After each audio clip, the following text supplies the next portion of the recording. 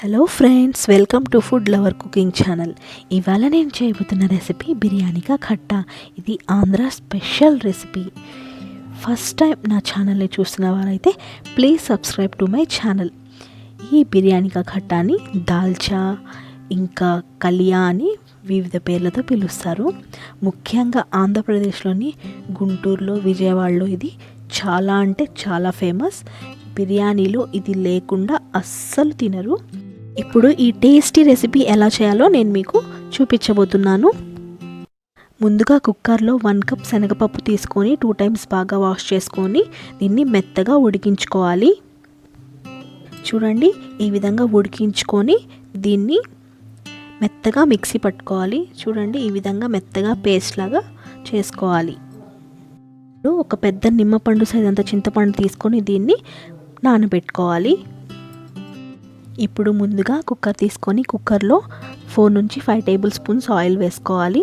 Oil heat అయిన తర్వాత దీనిలో లవంగాలు, చెక్క, యాలకులు వేసుకొని ఇవి కొంచెం ఫ్రై అయిన తర్వాత దీనిలో సన్నగా కట్ చేసి పెట్టుకున్న ఉల్లిపాయ ముక్కలు, పచ్చిమిర్చి ముక్కలు వేసి ఫ్రై చేయాలి. ఇవి బాగా గోల్డెన్ బ్రౌన్ కలర్ రావాల్సిన అవసరం లేదు. కొంచెం పచ్చివాసన పోయి కొంచెం మెత్తబడితే సరిపోతుంది.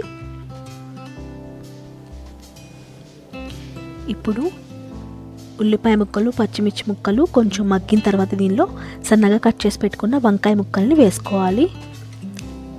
వంకాయలు వేసిన తర్వాత దీనిలో 2 స్పూన్స్ పసుపు, కొద్దిగా సాల్ట్ వేసి వీటిని బాగా మగ్గనివ్వాలి. మూత పెట్టుకొని ఒక 5 మినిట్స్ బాగా మగ్గనివ్వాలి. వంకాయ ముక్కలు 80% ఉడికితే సరిపోతుంది. చూడండి, ఈ విధంగా మగ్గనివ్వాలి. ఇప్పుడు దీనిలో 1 టేబుల్ స్పూన్ అల్లం వెల్లుల్లి పేస్ట్ వేసి పచ్చివాసన అంతా పోయే విధంగా ఫ్రై చేసుకోవాలి.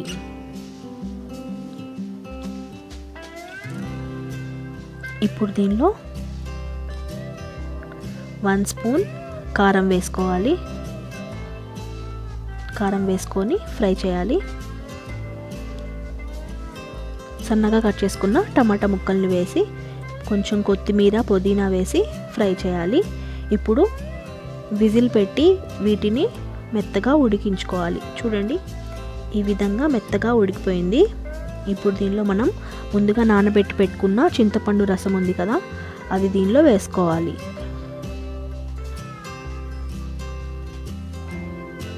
దీనిలో వేసుకొని మనం గ్రైండ్ చేసి పెట్టుకున్న శనగపప్పు ఉంది కదా, అది వేసుకొని బాగా మిక్స్ చేయాలి. దీనిలో 1/2 లీటర్ వరకు వాటర్ పడతాయి.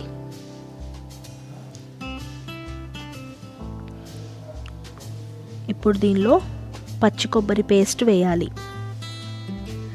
ఇలా వేసిన తర్వాత దీనిలో కరివేపాకు, పుదీనా ఇంకా కొత్తిమీర వేసి మంటని మీడియం ఫ్లేమ్లో పెట్టుకొని మినిమం 15 మినిట్స్ వరకు దీన్ని బాగా మరగనివ్వాలి. లాస్ట్లో సాల్ట్ కొంచెం అడ్జస్ట్ చేసుకోండి. ఆల్రెడీ వంకాయలు మగ్గేటప్పుడు వేసాం కాబట్టి కొంచెం సాల్ట్ అడ్జస్ట్ చేసుకొని దీన్ని మీడియం ఫ్లేమ్లో పెట్టుకొని 15 మినిట్స్ పాటు బాగా మరగనివ్వాలి.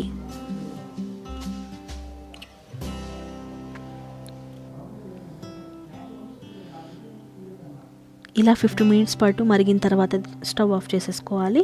అంతే ఫ్రెండ్స్, చాలా అంటే చాలా టేస్ట్గా ఉంటుంది.